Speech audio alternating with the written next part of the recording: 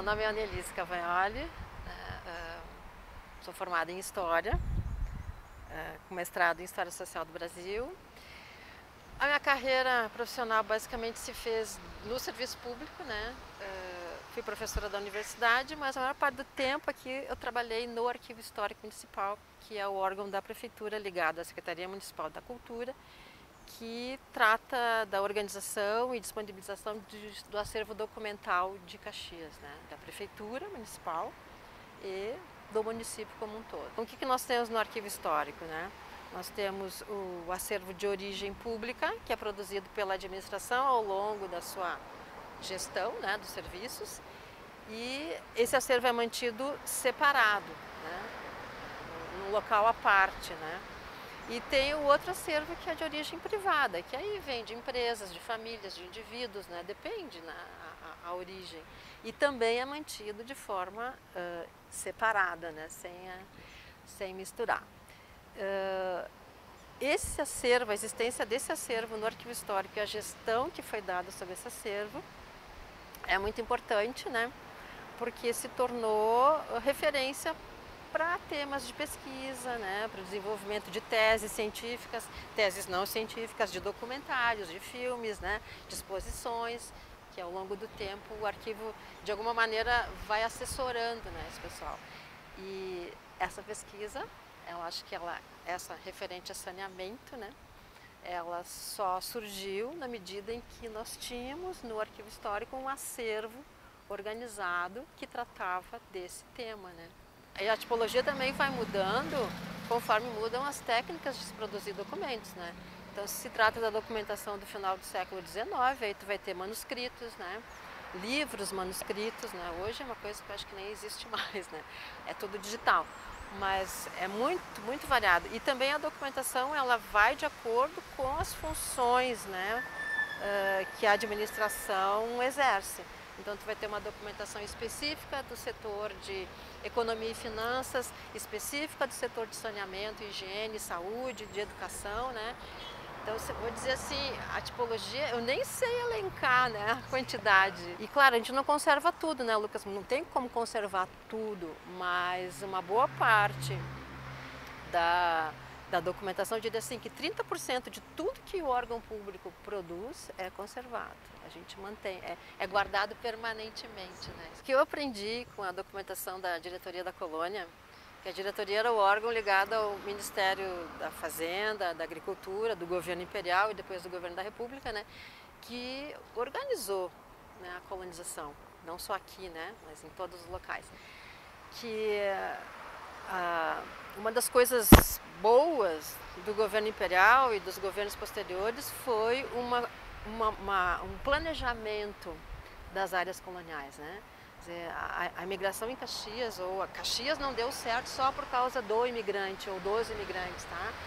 Caxias deu certo também porque aqui havia um planejamento para receber esse imigrante, né? Localizar ele numa topografia desgraçada como é a nossa, né? Mas tinha um planejamento para isso, seja da área urbana, seja da área rural. Então não foi assim uma coisa aleatória, foi uma coisa muito bem pensada, elaborada, né? E eu sempre penso que houve uma parceria entre os governos que organizaram, né, a imigração, os órgãos que estavam aqui na antiga colônia e depois cidade de Caxias, né, e os imigrantes, né. Houve assim uma atenção aos interesses de um e do outro, sabe? Houve uma recíproca aqui. O mito do colono faz bem em algumas situações, né? Mas vamos falar a verdade, né? Não é só o trabalho do imigrante, né? Claro, teve muito trabalho, né? Obviamente teve muito trabalho, mas teve também houve um planejamento para receber aquele trabalhador naquele momento, e Caxias deu certo também, não só Caxias, outras colônias aqui da região, porque houve esse planejamento. Inicialmente a água não era tida como um bem, né? Um bem. Hoje ela é um bem precioso, né? E eu acho que é um direito até previsto em Constituição, né? Que tenhamos água potável e tal. Então naquela época a gente tem que sempre se reportar o tempo que a gente está pesquisando, né? Final do século XIX, Caxias era favorecida por essas águas esses pequenos arroios que surgem a partir das chuvas, né? Tinha muito mato aqui, muito mato, né? Então, no primeiro momento, a questão da água era uma questão que era tratada como era tratada em todo o país, né? Existiam os poços nas casas, né? Supunha-se que aquela água era potável, né? Tinha algumas pequenas fontes que era de uso comum e que a legislação lá em final do século XIX, 1893, eu acho que é a lei orgânica, o Código de Posturas e a lei orgânica, né, previa a preservação dessas fontes comuns, né, dessas fontes que eram de uso público. A gente teve até notícias de algumas que eram localizadas na praça, hoje Praça Dante, na rua Doutor Montauri, próxima à Praça Dante também. Essas eram fontes comuns, mas o abastecimento das casas se dava através dos poços. Não tinha um sistema nem de abastecimento, de fornecimento de água potável, através do sistema de canos e tal, né? E muito menos de recepção dessas águas servidas que saíam das pias, das cozinhas, e muito menos de esgoto dos banheiros, né? Obviamente os banheiros eram localizados fora da casa, eram as chamadas latrinas, né? Antes de 1911, se eu não me engano, cada um cuidava da sua latrina.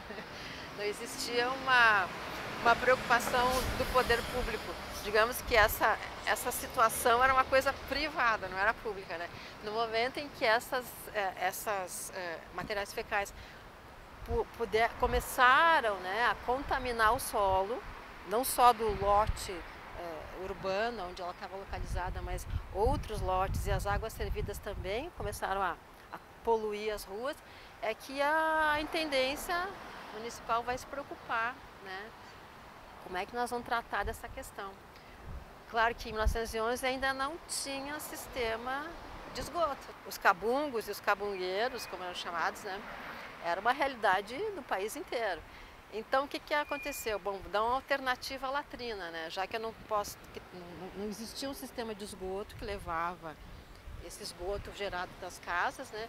Então eles começaram a fornecer cubos, que eram cubos grandes, né, de madeira, que eram colocados na fossa, né, na latrina, e uma vez por semana, ou eventualmente no verão, 2 vezes por semana, esses cabungos eram recolhidos, colocados em caminhões.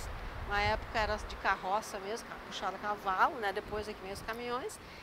Trocava-se o cabungo sujo por um cabungo limpo.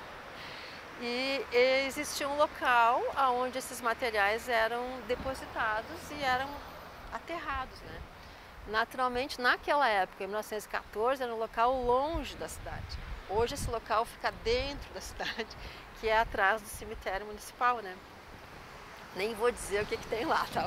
Assim, tem um clube de futebol lá. Mas enfim. Esse era o sistema que existiu e por incrível que pareça, esse sistema vigora em Caxias até os anos 40, até o final dos anos 40, né? Em alguns locais, talvez na área central não, né? Mas em alguns locais sim, né? Então essas curiosidades, assim, que hoje para nós é uma coisa que é isso, né? Extraordinária, mas para eles era o cotidiano, fazia parte do cotidiano. E essa questão do que é privado e público, né, na questão de higiene, vai se tornar público quando essa higiene da família, das pessoas, começam a afetar a saúde pública. Que aí na década de 20 do século 20, né, surge essa noção de saúde pública. E percebe-se que existem algumas doenças que estavam relacionadas justamente à falta de higiene e asseio, né? Asseio público. Então aí vem toda uma preocupação em cima desse tipo de dejetos que eram gerados pelas casas, né? A gente tem que situar o Pena, né, no início do século XX. O Pena foi o intendente que ele foi eleito em 1912, se não me engano, 10 ou 12, 12 a 24, ele ficou um longo tempo. E o Pena tinha essa visão na época, né, uma visão assim de preservação, sabe, das matas. Aliás, tem algumas fotos que a gente vê no arquivo histórico, assim, que é aquela zona, aquela região onde hoje fica o bairro São Pelegrino, né, ali na Moreira César, era um pinheiral, né, era um pinheiral que era preservado, eram terras devolutas do Estado. Então o Pena tinha essa preocupação porque ele percebeu, né, que o sistema de abastecimento, a forma de se ter águas em Caxias é através das chuvas, e as chuvas que acontecem num determinado período do ano. E as matas ao redor dessas pequenas arroios que se criam é uma maneira de se conservar essa água, né? Quando acontecia o desmatamento, chovia, acumulava um pouco e a água secava, né?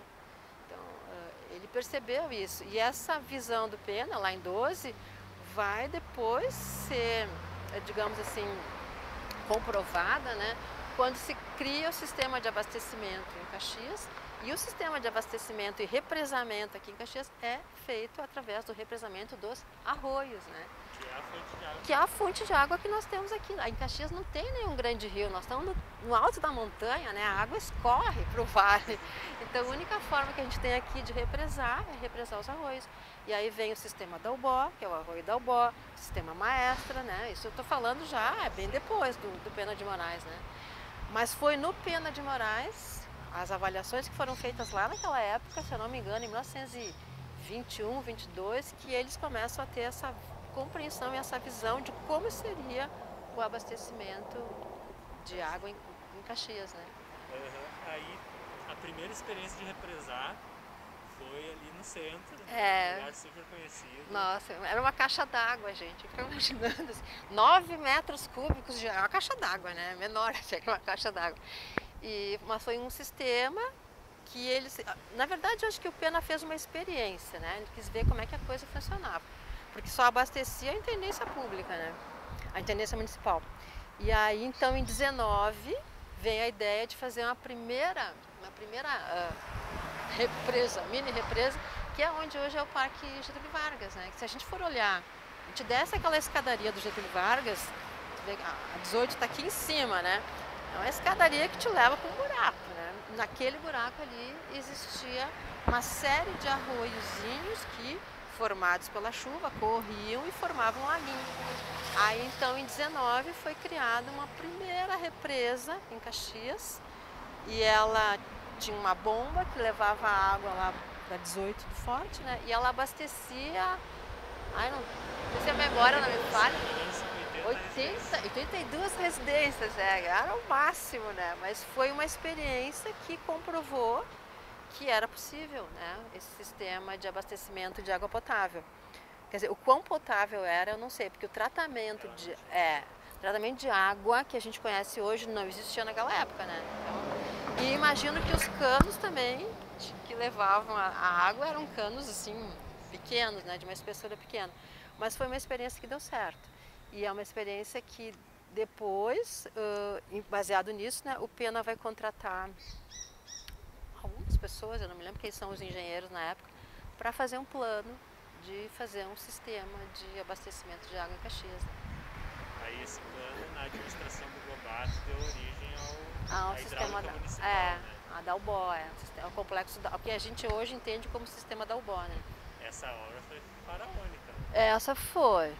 É uma obra para aquela época, né? Se a gente for colocar em termos de tecnologia, de construção, de tudo, de carregar, fazer um sistema de canos por 3, 4, 5 quilômetros, né? Até chegar na cidade, de trazer engenheiros de fora, trazer bombas, né? Que vieram da Alemanha. Quer dizer, foi uma obra de fôlego e no caso o Gobato, na época o intendente, né? Como um bom italiano que nasceu na Itália e tinha toda uma vivência urbana, né? Ele tinha isso muito claro, que era importante esse tipo de serviço, né? Ele tinha muito capital político para viabilizar. Tinha. E tinha uma visão também, né, do que ele queria para essa cidade. Acho que o Gobato, não é querendo, né, mas o Gobato tinha uma visão de que tipo de cidade Caxias podia ser, né? Tanto que o sistema que ele cria em 24, depois vai ser completado em 36 e 48, ele abasteceu Caxias por quase, o sistema Dalbó, né, 40 anos, né? Então ele tinha uma visão e essa visão deu certo. Na época que a gente estava fazendo aquela pesquisa sobre Samay, né, a gente estava focado na questão do abastecimento de água, né? E aí a gente via que o esgoto realmente, né, o esgoto e a parte de limpeza urbana como um todo, corria paralelo, mas não na mesma velocidade, né? Eles resolviam as questões do abastecimento, do fornecimento de água potável, mas iam escanteando, né, o sistema, o tratamento de esgotos, enfim, essa questão toda. Eu acho um atraso.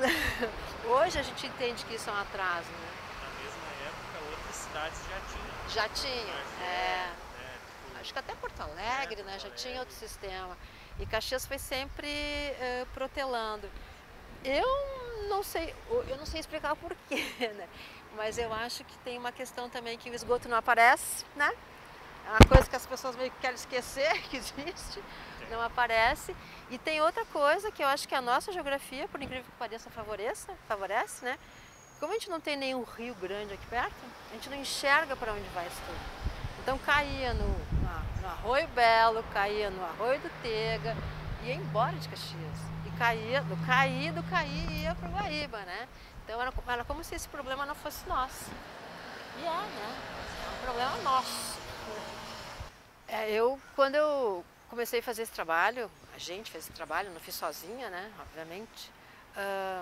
Para mim uma grande experiência foi conhecer a saída que Caxias deu para a questão da água, que foi criar o SAMAI.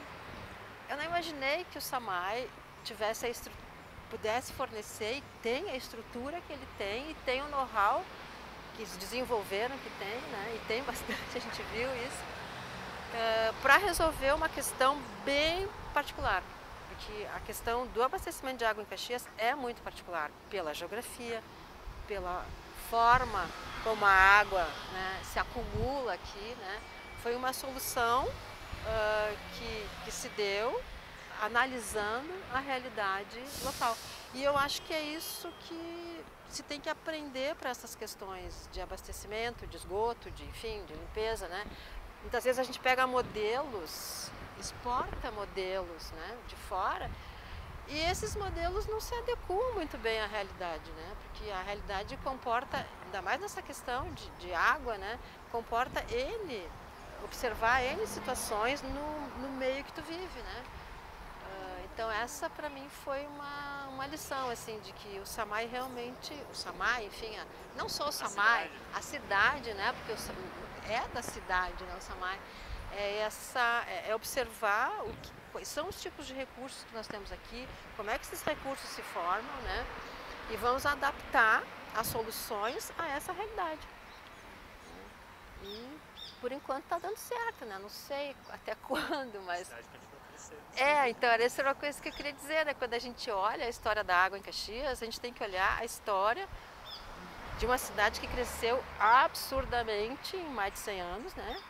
De uma vilazinha na década de 10, hoje é uma cidade com 500 mil habitantes.